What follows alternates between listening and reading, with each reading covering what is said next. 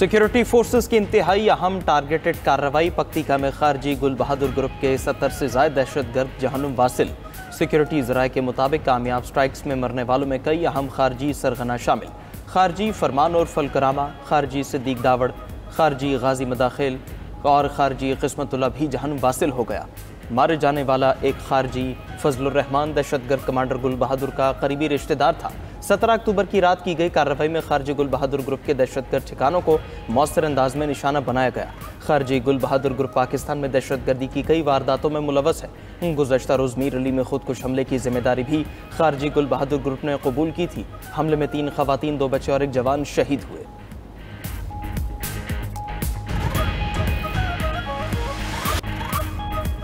तालिबान रजीम अफगानिस्तान से पाकिस्तान पर हमले करने वाली भारतीय प्रॉक्सीज को लगाम डाले। प्रॉक्सीज का बतौर हायर्ड गन्स इस्तेमाल बुज़दिली है। फील्ड मार्शल सैयद आसिम मुनीर ने दुश्मन को आईना दिखा दिया। कहा, इस्लाम की गलत तशरीह करने वाले मुट्ठी भर दहशतगर्दों के सामने नहीं झुकेंगे। हर किस्म की दहशतगर्दी और प्रॉक्सी वॉर खाक में मिला देंगे। मुकद्दस सरजमीन का 1 इंच भी दुश्मन के हवाले नहीं होने देंगे। फील्ड मार्शल का कठिन हालात में जानों का नजराना पेश करने वाले शोहदा को खराज अकीदत। सैयद आसिम मुनीर ने दुनिया में अमन के लिए सदर ट्रंप की ज़ाती कोशिशों और स्ट्रेटेजिक लीडरशिप की तारीफ की। कहा, अमेरिका से मजबूत ताल्लुकात दोबारा मुतहरिक होना हौसला अफजा और खुशाइंद है।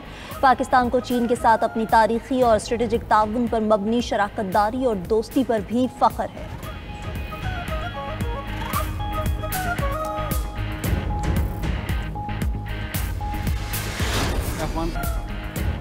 सिपह सालार ने हरमैन शरीफैन के दिफा की जिम्मेदारी बाइसे फ़ख्र करार दे दी। कहा, सऊदी अरब के साथ दिफाई मुआहिदा पाक सऊदी भाईचारे को तक़वियत देता है।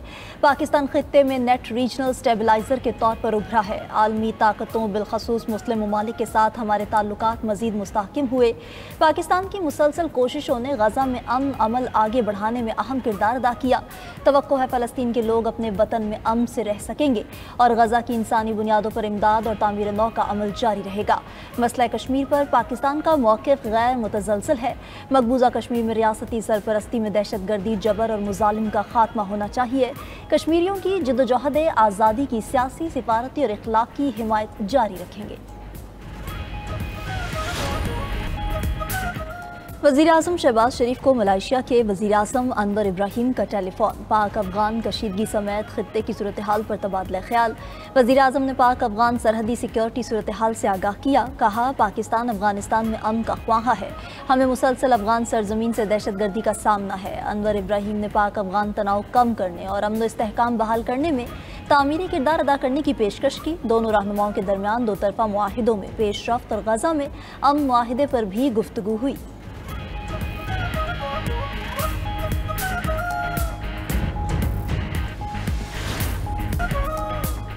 पीपल्स पार्टी ने वफाक को वादे पूरे करने के लिए 1 माह का वक्त दे दिया। हुकूमती इत्तेहादी जमात बेनज़ीर इनकम सपोर्ट प्रोग्राम के जरिए सैलाब मुतासरीन की इमदाद के मुतालबे पर कायम। चेयरमैन बिलावल भुट्टो की ज़ेर सदारत सेंट्रल एग्जीक्यूटिव कमेटी का इजलास। खित्ते में कशीदगी और पंजाब की सूरत हाल पर गौर। मीडिया ब्रीफिंग में शहरी रहमान ने कहा कि वफाक और पंजाब हुकूमत ने हुकूमत साजी के वक्त किए वादे पूरे नहीं किए। पार्टी क़यादत ने वज़ीर आज़म से मुलाकात में तहफ़्फ़ुज़ात सामने रखे जिन पर यकीन दहानियाँ कराई गई हैं। पीपल्स पार्टी ने अपने लिए कोई मराद मांगी, ना ही काबीना का हिस्सा बन रही है। नदीम अफजल चंद बोले, उम्मीद है हुकूमत सियासी गोलाबारी के बजाय तजावीज़ पर गौर करेगी। CEC की बलोचिस्तान और खैबर पख्तूनख्वा में दहशतगर्दी के वाक़यात की मज़म्मत फातिहा ख्वानी भी की।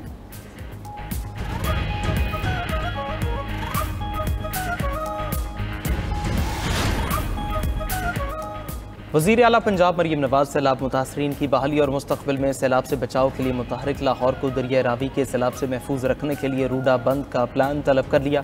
रूडा फ़ेज़ 1 की तकमील के लिए 2 साल का हदफ भी मुकर्रर। मरीम नवाज की ज़ेर सदारत इजलास में CBD, रूडा और नवाज शरीफ IT सिटी पर पेशरफ्त का जायज़ा। मरीम नवाज की फ्यूचर प्रोजेक्ट से मुतालिक से माही रिपोर्ट पेश करने की हिदायत। नवाज शरीफ IT सिटी में इंपीरियल कॉलेज लंदन का कैंपस बनाने का ऐलान।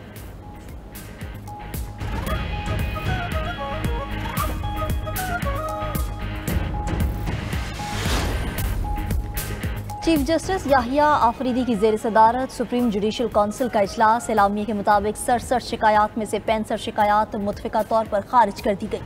एक शिकायत पर कार्रवाई मौखर, एक पर मजीद कार्रवाई का फैसला कर लिया गया।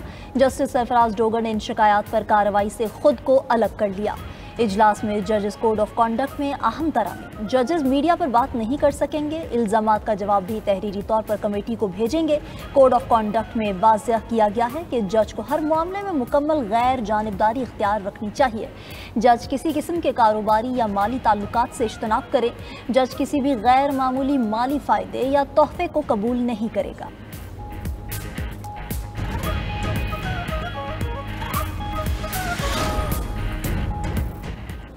अमरीकी सदर डोनाल्ड ट्रंप के खिलाफ अमरीका भर में मुजाहरे। मीडिया रिपोर्ट्स के मुताबिक मुल्क के 2500 से ज़्यादा मकामात पर एहतजाजी रैलियां और धरने जारी। न्यूयॉर्क सिटी में ट्रंप के खिलाफ बड़ा एहतजाज। हज़ारों अफराद टाइम स्क्वायर पर जमा। फ़ज़ाओं में नो किंग्स के नारे बुलंद। वाशिंगटन डीसी में सदर ट्रंप की पॉलिसीज़ के खिलाफ रैली निकाली गई। शुरा ने इल्ज़ाम लगाया कि ट्रंप इंतज़ामिया जारहाना और आमिराना हो चुकी। इमिग्रेशन, तालीम और सिक्योरिटी से मुतालिक पॉलिसियाँ नाकाबिल कबूल हैं। उधर लंदन में अमरीकी सिफारत खाने के बाहर भी सैकड़ों मुजाहिरीन ने ट्रंप को तनकीद का निशाना बनाया।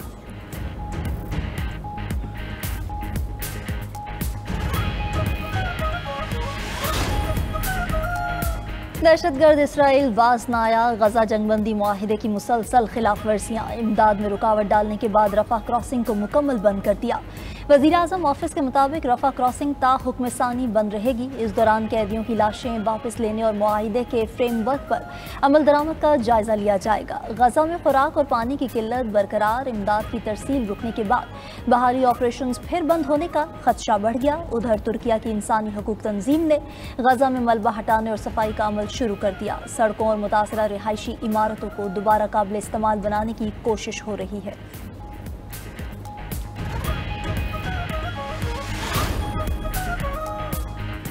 अमरीकी पाबंदियों के बावजूद बैनुल-अक़वामी फौजदारी अदालत का जिम्मेदाराना फैसला। इसराइली वज़ीर-ए-आज़म नेतन्याहू के वारंट गिरफ्तारी कैंसिल करने की दरख्वास्त मुस्तरद। ICC ने गजा में जंगी जराइम पर तफसीली जिरा के बाद नेतन्याहू और गैलेंट के वारंट जारी किए थे। दरख्वास्त मुस्तरद होने के बाद नेतन्याहू के वारंट गिरफ्तारी बरकरार रहेंगे।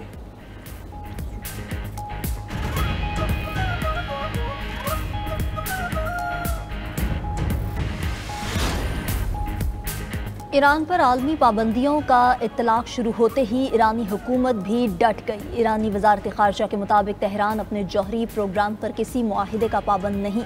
आलमी ताकतों के साथ 10 साला तारीखी मुआहिदा ख़त्म हो चुका। खबर एजेंसी के मुताबिक ईरान के साथ मुआहिदे का आखिरी दिन 18 अक्टूबर 2025 मुकर्रर किया गया था।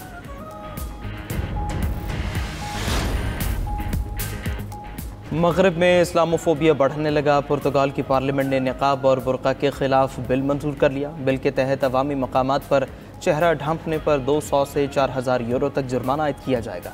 पुर्तगाल, ऑस्ट्रिया, फ्रांस, बेल्जियम और नीदरलैंड्स पहले ही बुर्का पर पाबंदी लगा चुके। उधर कनाडा के शहर ओशवा में इस्लामिक सेंटर के बानी मेंबर इब्राहिम बाला को मस्जिद के करीब शहीद कर दिया गया। मुलजिम की तलाश जारी।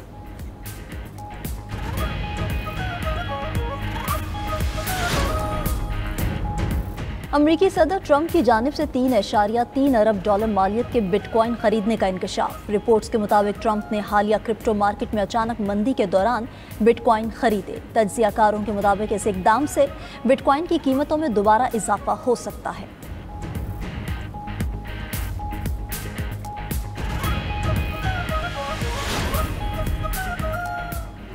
रूस यूरोप की सबसे बड़ी क्रिप्टो करेंसी मार्केट बन गया। रूसियों ने बरतानिया को पीछे छोड़ा। ब्लॉकचेन तज्जियाती कंपनी की रिपोर्ट के मुताबिक 2 साल के दौरान रूस ने क्रिप्टो करेंसी में 376 अरब डॉलर मालियत के लेन देन किए। रूसियों का क्रिप्टो लेन देन बढ़ाने की बड़ी वजह आलमी मालियाती पाबंदी और मुतबादिल अदायगी के ज़राए तलाश करना है।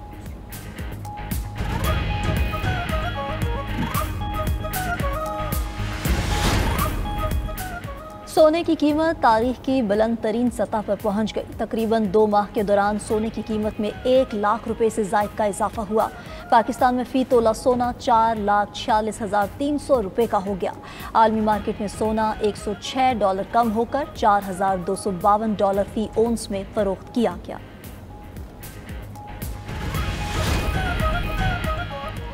बांग्लादेश के ढाका एयरपोर्ट के कार्गो टर्मिनल पर बड़ी आग। फायर ब्रिगेड ने 6 घंटे की जद्दोजहद के बाद काबू पाया। एयरपोर्ट पर परवाजें भी बहाल कर दी गईं।